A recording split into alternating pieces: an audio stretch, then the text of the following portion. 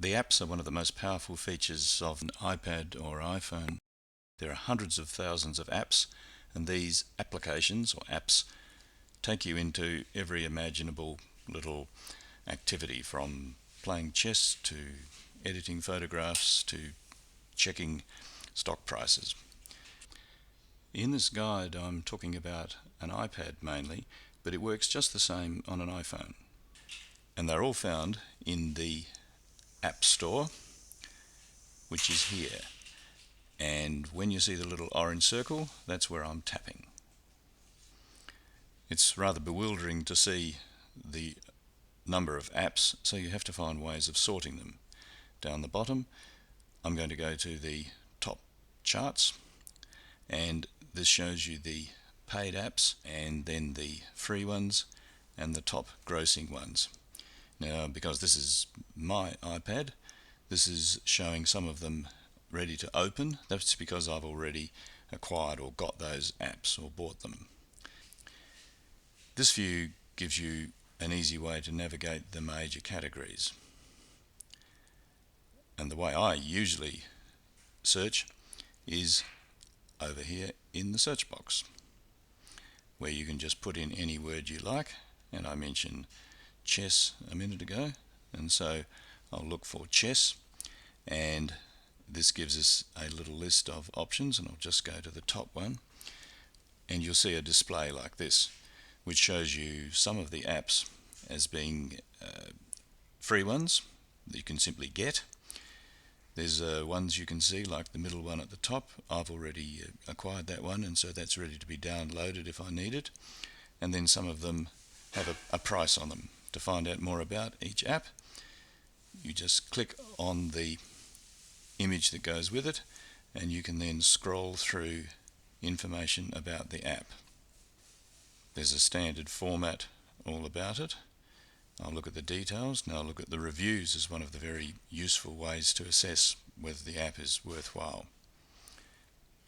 And then there are related apps that are, in this case, more chess ones. So I'll just click out of that if I want to get that app. That's the next section we're going to go to. I can go straight, because this one is free, and install that. If I click on that, this shows you the window into the App Store, and you need to have an Apple ID in order to be able to use the App Store. To check on your Apple account, or to set one up, you go to the home screen and click on Settings. Then scroll down on the left and you'll see iTunes and App Store,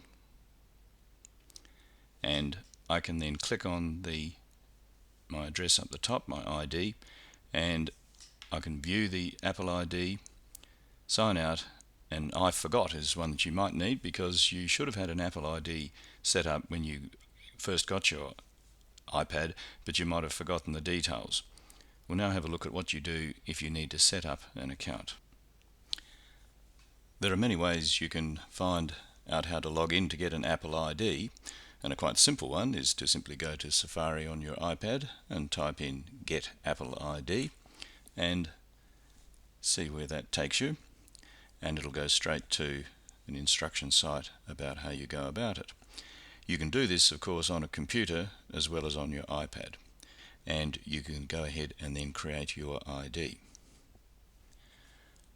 One of the following questions you'll be asked is, how do you want to pay for anything you might purchase through the iTunes account? Because you can buy music and movies and all sorts of things, not just apps. You can obviously click a credit card and manage it that way, which is what I do. You can also go down to the lower part of this panel and put in an iTunes gift card or an iTunes card number. You can get these cards from many stores, supermarkets probably, and then you use the code to enter in here when you are purchasing items like apps. You can also choose the no payment option, as is shown ticked here, but I don't see the point of that, because if you're going to get apps, some of them inevitably will have a cost. Once your Apple ID is organized, you can go to the App Store and get into that huge marketplace. If you scroll down to the bottom of the featured page, there are a lot of quick links there which take you to other useful information about apps.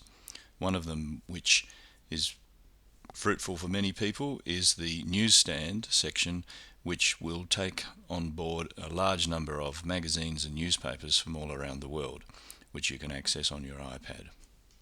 Of course, the Apple ID gives you access to the iTunes store. This gives you access to music, movies, TV shows, and audiobooks. Using these two stores makes your life with your iPad a lot more productive and a lot more fun. If you're interested in educating apps for children, you might like to visit my review site at educatingapps.com.